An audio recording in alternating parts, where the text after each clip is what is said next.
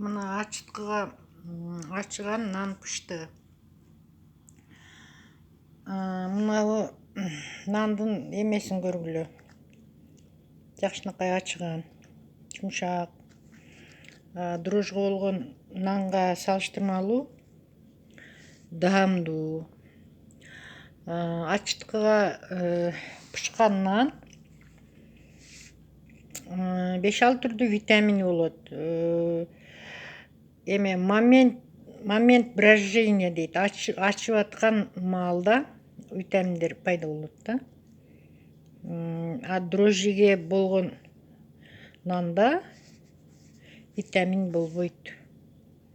Мынакей өз дагы мындай лимонго асалды кошсоң бир жакшынакай вкус болот. Ошо сыяктуу вкусу бар да.